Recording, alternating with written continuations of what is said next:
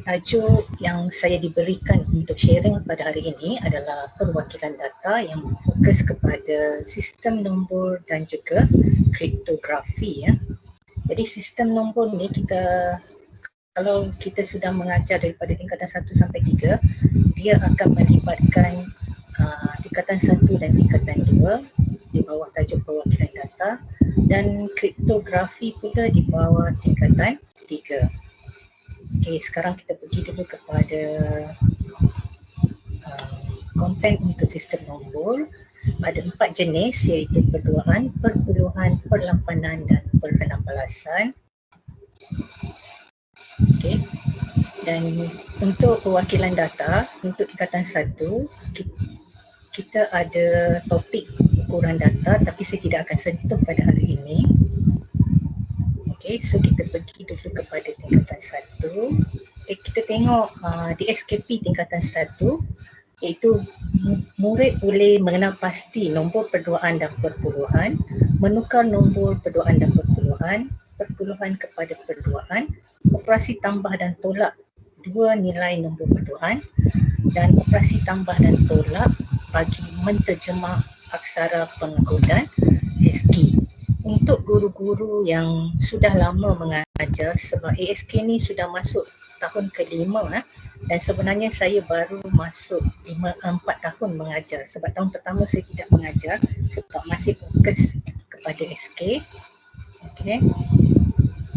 So slide yang saya buat ini sebab kita fokus juga kepada guru yang baru mengajar, jadi kalau guru-guru lama tu yang sudah expert itu akan rasa slide ini macam biasa saja, tidak apa, cikgu ikut saja. Jadi bila perbezaan nombor perduaan dan perpuluhan, ini yang cikgu kena tekankan kepada pelajar, sebab bila kita bezakan dua item, iaitu nombor perduaan dan nombor perpuluhan, dia mesti compare benda yang sama.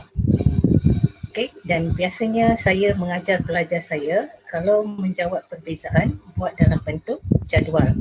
Sebab bila buat dalam bentuk ayat, dia akan, sebab pelajar saya ni ramai Chinese yang lemah PM, jadi bila dia buat ayat PM panjang, dia jadi tersalah tulis dan tidak dapat markah. Jadi saya ajar budak saya buat dalam bentuk jadual kalau dalam perbezaan. Okey, diwakili oleh digit 0 dan 1 untuk nombor perduaan, nilai digit dia 200, 201, nilai tempat 1, 2, 3, 4, 8 dan seterusnya. Nombor perpuluhan, ini semua cikgu tahu. Okey, slide ini nanti pun cikgu boleh guna untuk pelajar, saya akan share juga. Okey, penukaran nombor perduaan kepada perpuluhan. Okey, contoh yang saya bagi adalah 1101001. Okey, ini kaedah dia, kita ajar budak buat jadual. Yang ini tidak wajib. Saya tidak suruh pelajar saya hafal ini, sebab kalau pelajar yang lemah, dia susah mau ingat ini. Jadi saya ajar budak saya macam mana. 1 di sini, 1 tambah 1, 2, 2 tambah 2, 4, 4 tambah 4, 8, 8 tambah 8, 16. Ini nombor perduaan. Sebab ada budak dia lemah matematik. Okay, jadi kita ajar begini. Tapi untuk yang para, tidak salah kita ajar 201, 201, 2, 204. Jadi letakkan jadual begini dan masukkan nilai perduaan di atas tadi ke dalam jadual ini, dan hanya darabkan yang ada nilai 1 sahaja. Saya tidak suruh pelajar saya darab yang nilai kosong, sebab kita tahu apa-apa nombor darab dengan kosong akan tetap kosong, and then tambahkan semua nilai yang ada and then dapat. Dan satu lagi, saya ajar student saya, kalau masuk bab nombor mesti ada subscript di bawah ini, sebab kita boleh differentiate nombor yang ditulis itu asas berapa. Sebab kalau dalam exam budak saya tulis begini 105, tiada asas 10 ini, saya memang kejam. Saya buat saya bagi untuk sini salah. Okay. Kalau di sini 2 markah, pelajar saya akan dapat satu hanya tidak buat subscript. Kita pada saya lah, kita mesti membiasakan pelajar membuat benda-benda yang biasa bila masuk asas nombor. Okey, ini penukaran nombor perpuluhan kepada perluan. Ada dua kaedah. Yang pertama, kaedah bahagi dengan 2 dan gunakan baginya. Okey, saya ambil nombor 37. Saya mengajar tahun ini sangat mencabar tingkatan 1 yang bersemuka hanya beberapa minggu saja. Cikgu-cikgu yang mengajar tingkatan 1 faham juga, dan pelajar sekolah saya ramai daripada sekolah Chinese, jadi sangat susah untuk saya terangkan. Dan budak ada yang lemah matematik, bila 37 bahagi 2 dia tidak boleh dapat 18 ini. Dia tidak tahu di mana. Saya suruh pelajar saya, kamu contenglah di kertas soalan. Kalau dalam exam, kamu bahagi je macam biasa, macam sekolah rendah. Jawapan kamu letak di sini, baki kamu letak di sini. Sebab pelajar masuk ujian 1 hari itu, bulan April, kami ada buat ujian. Pelajar ada yang tidak boleh buat ini. Jadi saya memang ajar student saya buat bahagi cara biasa tu, and then jawapan tulis di sini, baki tulis di sini. Okay, so ini akan dapat 1001. Okay, dan bila kita dapat bacaan baki ini, kita akan baca dari bawah ke atas. Ini memang cikgu kena ingatkan student, sebab kadang-kadang student suka hati dia je, dia akan daripada atas ke bawah. Jadi jawapan dia 1011, 1001001 asas 2. Okey, satu lagi kaedah adalah kaedah ambil dari bakinya. Untuk kaedah ambil daripada bakinya, jalan kerjanya sangat panjang. Okey, kita gunakan nombor yang sama. Pelajar perlu lukis jadual begini. Okey, langkah pertama, nombor yang hendak ditukarkan adalah 37. Okey. Langkah yang kedua, kita cari nilai terbesar yang ada dalam jadual ini, tetapi nilai dia sama atau kurang daripada 37. Jadi kalau kita tengok nilai 32, jadi kita tandakan 1 di sini. Okay. Seterusnya, tadi kita sudah ambil 32, jadi kita akan tolak 37 tolak 32, kita ada lagi 5. 5 ini kita cari nilai terbesar yang ada di sini, tetapi nilai dia kurang atau sama dengan 5. Jadi yang hampir adalah 4. Jadi kita tandakan 1 di sini. Okey. Begitulah seterusnya. 5 tolak 4, 1. Cari nilai terbesar atau sama dengan 1, so automatic dapat 1. Okay.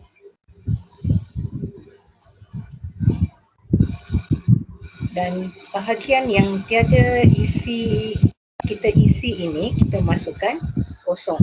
Katakanlah budak ada terlebih, sengaja saya buat terlebih di sini, budak letak kosong di sini. Kita kena bagi tahu pelajar yang nombor kosong di depan ataupun leading zero ini tidak membawa apa-apa nilai ataupun makna kepada nombor perluan. Okay, jadi jawapan dia adalah 1001001, sama dengan jawapan yang tadi. Okey, untuk operasi tambah dan tolak, kita kena suruh pelajar hafal ini. Saya memang suruh pelajar hafal. Tapi sebelum saya suruh dia hafal, saya bagi tahu pelajar kena tahulah apa itu 11011 dalam asas 2. Okey.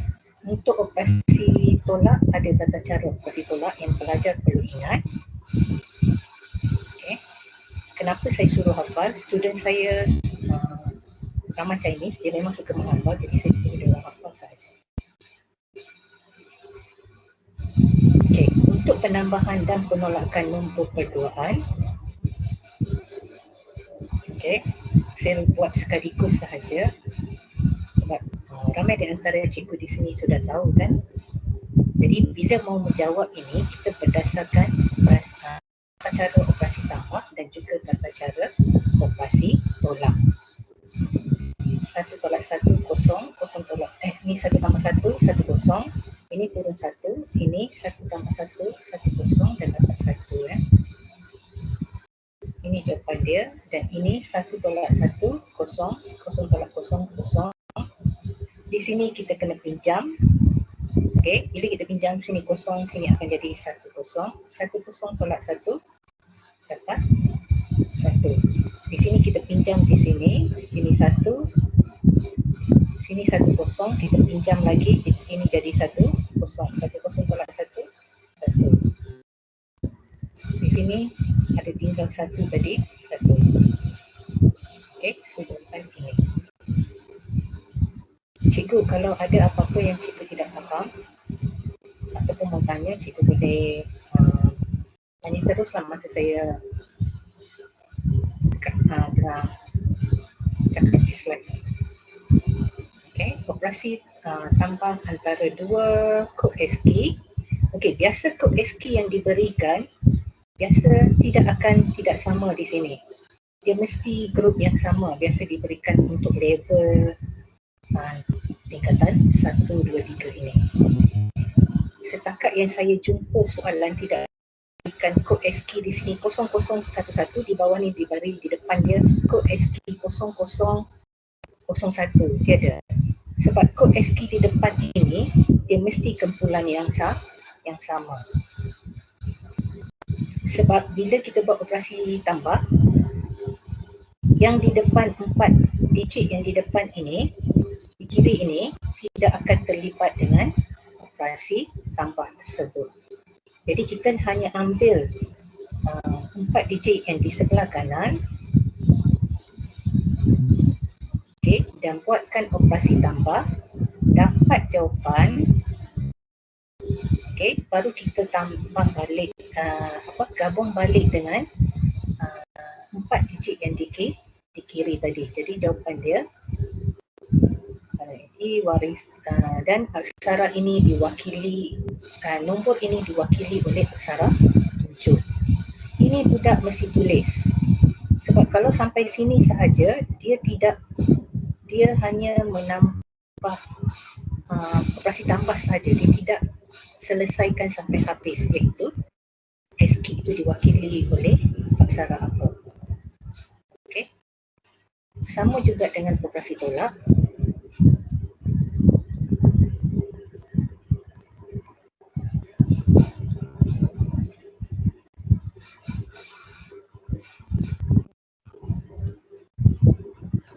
Okey, tingkatan 2 melibatkan nombor perlapanan dan nombor per-16an. Ini pun perbezaan di antara nombor, kita salah, nombor perlapanan dan nombor per-16an diwakili oleh digit, nombor perlapanan digit 0 hingga 7. Okey. Nombor per-16an digit 0 hingga 9 dan A hingga F. Nilai digit 800, 801, nilai tempat 1864. Okey, begitu juga nombor per-16an, dan nombor per-8an dikenali sebagai sistem asas 8 dan nombor per-8an dikenali sebagai sistem asas 8 dan nombor per-16an dikenali sebagai sistem asas 16. Okey, kalau kita tengok standard DSKP untuk tingkatan 2, ada 2 bahagian, iaitu 1.1 nombor perlapanan. Pelajar boleh membezakan dan pelajar boleh menukar nombor perpuluhan ke perlapanan, perlapanan ke perpuluhan, perlapanan ke perduaan dan perduaan ke perlapanan. Untuk menukar pengukuran ASCII kepada nombor perlapanan, kita hanya perlu menukarkan nombor yang diberikan itu mengikut langkah di atas kepada nombor perlapanan dan terus boleh rujuk lampiran untuk kod ASCII tersebut. Okey, ini adalah menukarkan nombor perpuluhan kepada nombor perlapanan. Ini bahagi dengan 8. Okey. Ini pun kita baca jawapan dia dibaca dari bawah ke atas. Jadi jawapan dia 15640 asas 8. Dan penukaran nombor perlapanan ke perpuluhan. Okey, ini buat jadual 800. Okey. Diikuti dengan nilai tempat dia. Dan ini nombor yang dimasukkan, nombor asas 8 yang dimasukkan, dan kita darab nilai tempat dengan nombor nombor perlapanan yang diberikan dan dapat 7072 asas 10.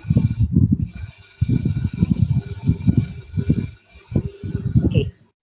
Penukaran nombor perlapanan keperluan ini paling senang, budak sangat suka. Okey, perwakilan digit. Kalau nak tukar nombor perlapanan keperluan, 1 digit nombor perlapanan, 3 digit nombor perduaan. Begini. Ada pelajar hafal, ada pelajar tidak hafal. Kalau tidak hafal, asalkan dia boleh tukar, dia tahu, tiada masalah. Okey, contoh. Okey, masukkan nombor perlapanan tadi dan letakkan 3 digit nilai setiap 1 digit bagi nombor perlapanan tadi dan gabungkan. Saya letak ini, sebenarnya ini tidak perlu, tapi saya letak ini supaya student saya faham. Okey, student saya faham yang 001 masuk di sini, 101 masuk di sini, masuk gabung, barulah kita buang leading zero di depan ini. Sebab leading zero ini tiada membawa apa-apa nilai pun. Jadi baru kita suruh pelajar buang bila dia tulis semula. Okey. Untuk penukaran nombor perduaan ke perlapanan, kaedah pengumpulan 3 digit nombor perduaan dan tukar kepada nilai perlapanan. Ini jadual untuk kaedah ini. Kita buat 3 digit dan kita tukarkan nilai 3 digit nombor perduaan, 010 jadi 2, 0113, 0113 dan 1 adalah 1. So dapat jawapan untuk nombor perlapanan. Budak paling suka bahagian ini. Okey, ini kaedah pengiraan.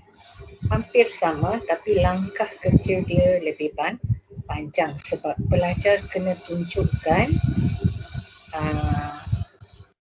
ini hasil darab dan hasil tambah sebab dia melibatkan kaedah pengiraan. Okey, untuk 1.2 sistem nombor per-16-an hampir sama juga dengan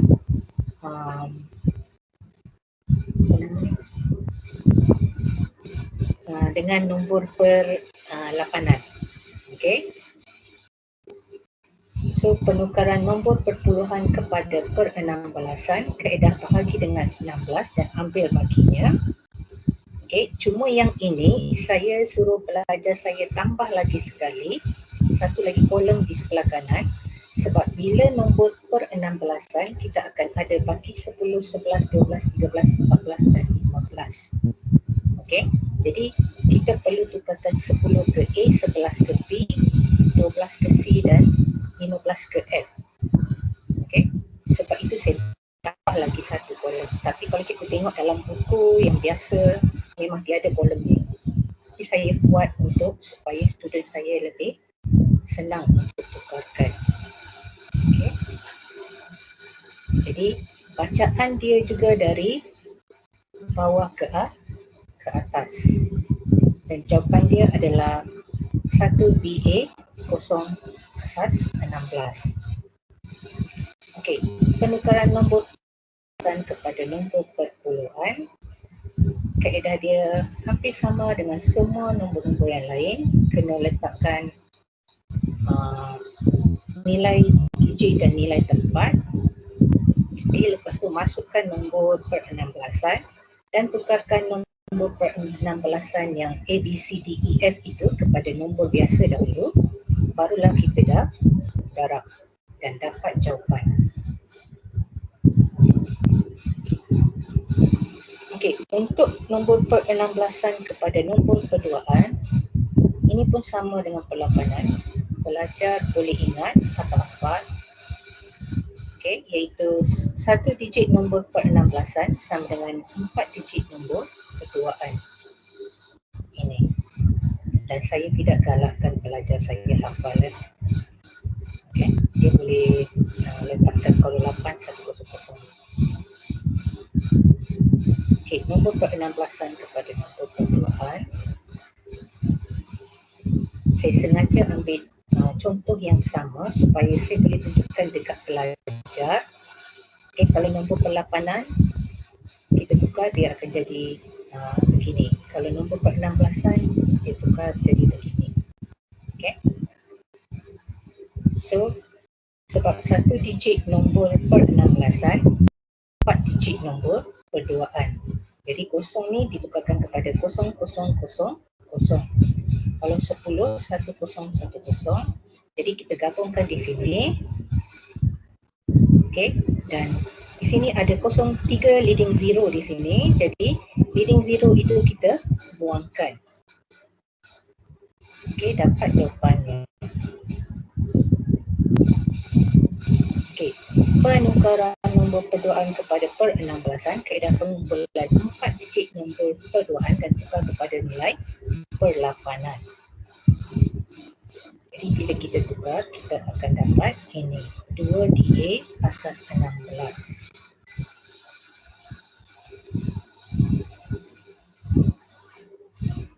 Okey, kaedah pengiraan, kaedah yang kedua, kita kena masukkan ini. Hasil darab dan hasil tambah. Itu sahaja.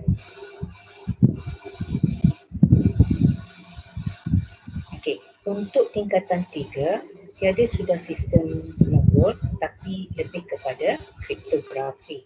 Kalau kita tengok di SKP dia, murid boleh menerangkan maksud dan kepentingan kriptografi dalam pengkomputeran. Okey, menunjukkan langkah demi langkah proses cipher, melibatkan penyulitan dan nyah sulit, menghasil dan menterjemah mesej menggunakan kaedah cipher, membandingkan kaedah cipher yang dipelajari, memilih kaedah cipher yang terbaik dan menghasilkan kaedah cipher bagi menyelesaikan masalah dalam kehidupan. Ini adalah titik 6 sudah yang di bawah sekali. Sebab budak menghasilkan satu kaedah cipher yang baru untuk menyelesaikan masalah. Okey, kita pergi kepada slide yang kedua.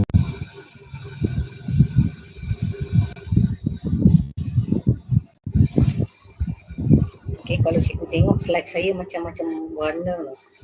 Kenapa? Sebab budak yang ambil, kalau di sekolah saya, kami memberi pelajar memilih untuk ambil RPT ataupun ESK. Biasanya budak yang gila main games yang suka mahu masuk ESK.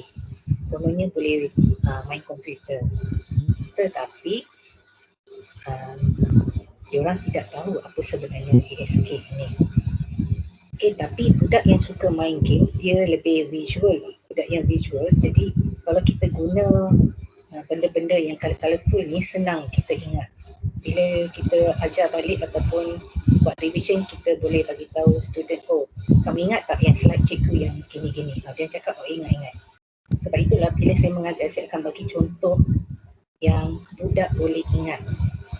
Macam kriptografi ni, kadang-kadang saya bagi contoh, tukarkan dalam kelas lah, tukarkan word macam I love you. Jadi bila budak tidak ingat macam mana mau tukar, saya akan ingat, kamu ingat tak latihan I love you di kelas? Jadi begitulah supaya budak senang ingat. Sebab kita cikgu, kita lebih kenal pelajar kita. Okey, untuk kriptografi ada dua kaedah, iaitu penyulitan dan nyah sulit. Okay, penyulitan nukarkan teks biasa kepada teks cipher, dan yang sulit pula adalah menukarkan teks cipher kepada teks biasa. Kalau cikgu tengok buku tingkatan 3, bukan semua nota dalam buku teks itu cover untuk kedua-duanya sulit dan penyulitan bagi setiap jenis cipher. Ada yang hanya tunjukkan penyulitan, ada yang hanya tunjuknya sulit sahaja. Dan untuk ujian pertama baru ini, saya test pelajar saya nota yang tiada dalam, maksudnya satu kaedah tu dia tunjukkan penyulitan, tapi dalam soalan saya buatnya sulit. Saya mau tengok student saya mampu atau tidak bila ditwist soalan begitu. Dan ada pelajar lelaki saya yang nakal, dia boleh buat. Kawan-kawan dia ada yang tidak boleh buat. Okay. Jadi untuk kaedah cipher yang kita ajar kepada student ada 3, iaitu reverse cipher, substitution cipher dan juga transposition cipher. Okey, untuk reverse cipher ada 3, iaitu songsangan berdasarkan abjad, songsangan berdasarkan perkataan dan songsangan keseluruhan message. Okey, kita tengok dulu proses penyulitan untuk songsangan berdasarkan abjad.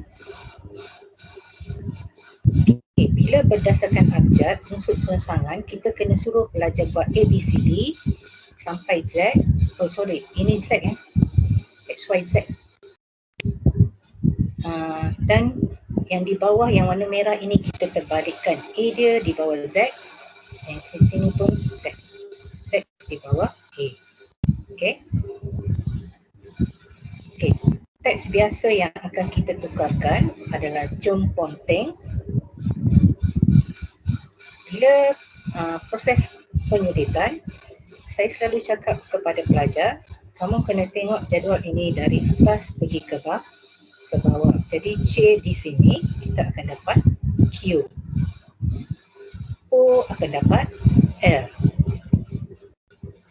Okey. Jadi teks cipher yang kita akan dapat adalah ini.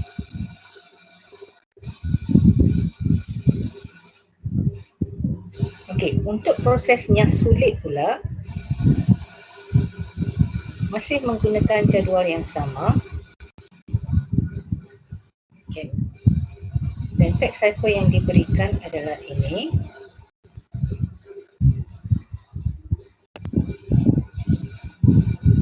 Bila yang sulit, saya suruh pelajar saya tengok dari bawah ke atas jadual. Maksudnya Z di sini akan refer Z warna merah. Okey. P di sini akan refer P warna merah. Jadi akan dapat K.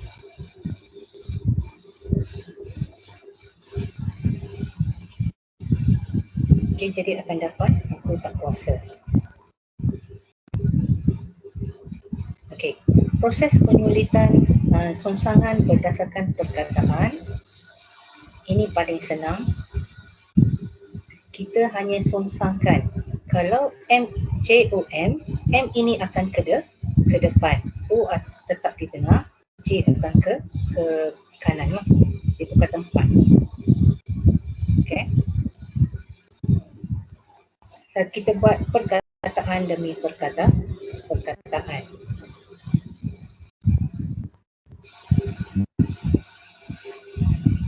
Okey. Seterusnya adalah nya sulit, songsangan berdasarkan perkataan.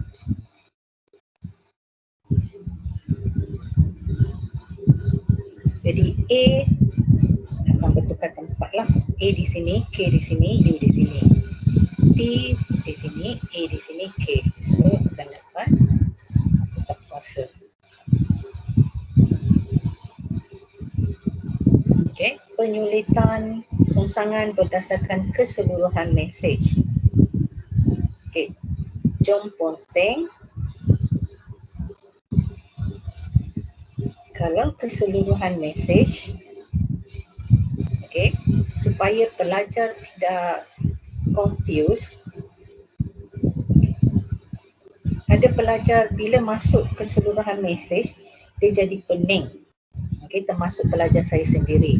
Jadi cikgu boleh juga ajar pelajar tukar dulu tempat duduk mesej ni, barulah kita tukar dia punya perkataan, huruf dalam perkataan tersebut.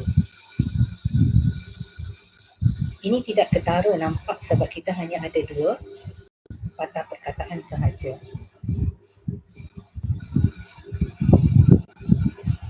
Okey, proses penulisan rangsangan berdasarkan abjad perkataan. Ini akan pergi di depan sebab 3 KAT ni tetap di tengah, ini akan bawa ke kanan lah. Ini UKA ni ke kiri. Jadi bila kita tukar, kita akan dapat ini.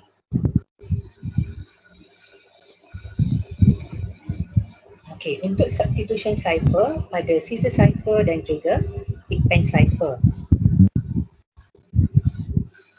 Okey, scissor cipher melibatkan kunci. Contoh dia bagi kunci 4.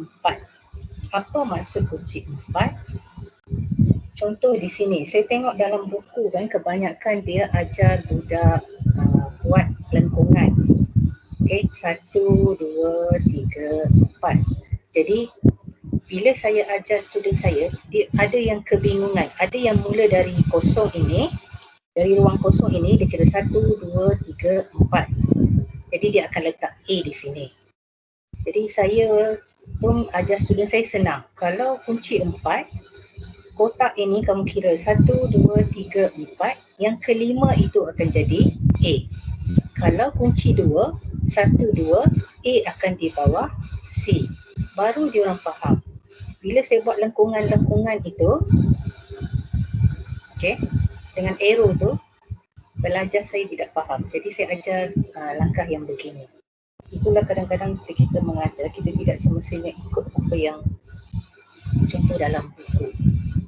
Yang penting kita ajar supaya student kita faham. Okay, jadi bila buat ini, V, W, X, Y, Z di sinilah. Okay, proses penulisan dan kita akan tengok daripada atas ke bawah. Teks biasa, jom ponteng. Teks cipher akan dapat ini. J, kita tengok J akan dapat F. O akan dapat K. M akan dapat I. Dan seterusnya.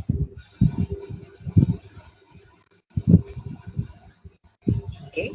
Ini pula adalah proses yang sulit. Masih menggunakan kunci 4. Okay, teks cipher adalah ini. W, G, Q. Okay, kalau kita tengok, kita kena tengok dari bawah ke atas. Maksudnya, refer kepada kotak warna pink ini. W akan dapat A. G akan dapat K. Q akan dapat U. Okay. Substitution yang kedua adalah big pen cipher. Kita tengok dulu proses penyulitan. Okay, big pen cipher ini saya sebab kita suruh budak belajar online, kita suruh budak Google, dia akan jumpa macam-macam big pen cipher. Tetapi saya bagi tahu student, dia berdasarkan kunci yang diberikan dalam soalan.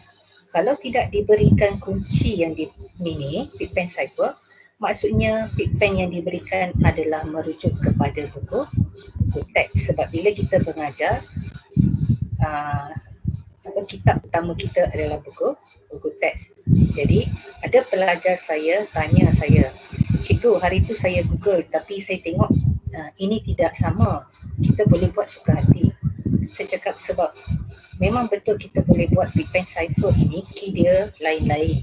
Tapi yang penting penerima dan penghantar mesej itu mesti tahu big pen yang sama. Jadi dalam exam kalau tiada diberikan Pigpen cipher tapi disuruh membuat proses penulisan atau yang sulit, kita mesti rujuk yang diberikan dalam buku teks. Jadi ini yang budak saya hafal lah. Budak saya rasa tiada masalah di sini pun tiada. Di sini yang budak selalu tertukar sebab biasa kita atas bawah kiri kanan. Cuma dalam Pigpen cipher ni S, T, U, V. Budak kena tahu atas, kiri, kanan, bawah. Okay, teks biasa Jom Ponteng. So kita tukarkanlah J bentuk dia yang mana. J kalau kita tengok ini. So kita ambil dia punya bentuk sahaja. Bentuk ini dengan titik. Okay, dan seterusnya. Budak sangat suka buat Pigpen cipher sebab dia susah mau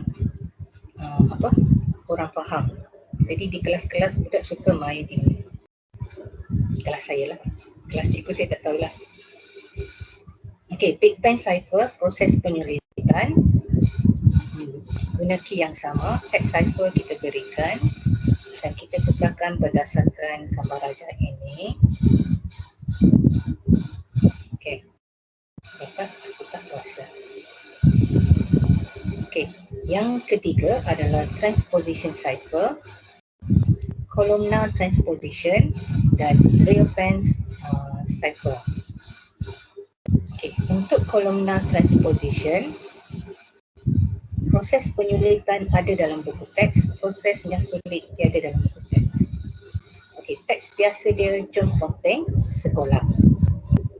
Satu. Dalam columnar transposition, kunci dia adalah perkataan. Okay. Perkataan ini bila kita dapat, dia adalah untuk kita tentukan berapa kolom dalam jadual ini. So, kita buat jadual berdasarkan huruf kunci and then selepas itu nombor ini kita letak berdasarkan susunan abjad A, B, C, D, E. Jadi A nombor 1, E nombor 2, K nombor 3, M nombor 4, T nombor 5. Okay. Selepas itu, kita mau tahu dia ada berapa baris. Jadi, bilangan baris pula adalah bilangan abjad teks biasa bahagi dengan bilangan abjad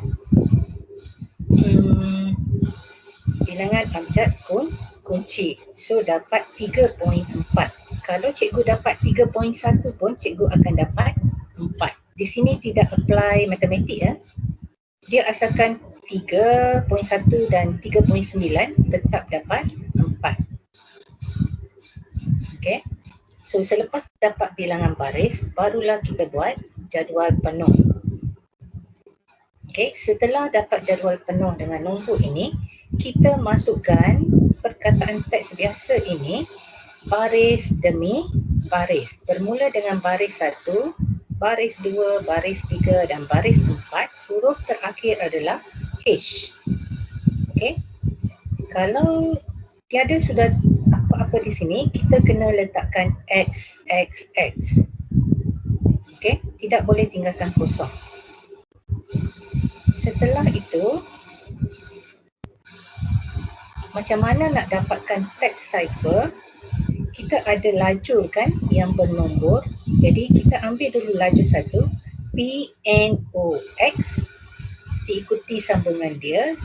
Lajur yang kedua, O, T, E, H, J, N, S, A, O, G, L, X dan M, E, K, X. Kita tulis teks cipher ini dengan tiada jarak. Dia bersambung. Begini. Okay. So sekarang kita tengok columnar transposition. Prosesnya sulit. Teks cipher. Okay. Okay, kunci dia kali ini adalah bola, iaitu 4 abjad sahaja. Jadi kita dapatkan bilangan baris sebab bola ini menentukan bilangan lajur. Okay. Dan macam mana nak tentukan, sebab kita sudah dapat bilangan baris dia 6. Jadi langkah seterusnya, perkataan teks cipher ini kita kena kasih kira 1, 2, 3, 4, 5, 6, kasih palang. Okey, satu garis supaya kita asingkan acak-acak ini. 1, 2, 3, 4, 5, 6 garis, 1, 2, 3, 4, 5, 6 dan seterusnya. Okey, selepas itu jadual ini kan kita ada 1, 2, 3, 4 bahagian. Jadi bola tadi A itu nombor 1, B nombor 2, L nombor 3, O nombor 4.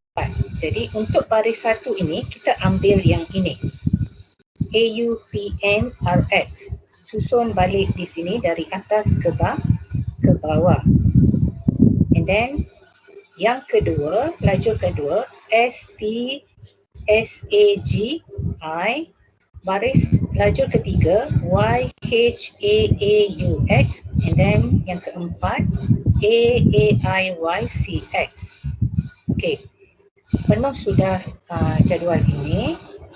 Okey, barulah kita ambil baca dari baris 1 dari kiri ke kanan.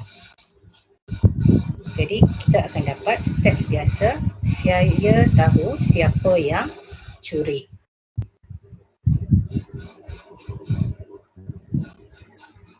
Okey, real-time cipher, proses penyulitan. Kita tengok dulu proses penyulitan. Teks biasa, jom konten sekolah. Dia ada kunci. Kunci dia adalah nombor. Okey, hanya kolomna transposition sahaja yang kunci dia perkataan. Okey, so bilangan kunci adalah sama dengan nombor yang diberikan sebagai kunci adalah bilangan baris.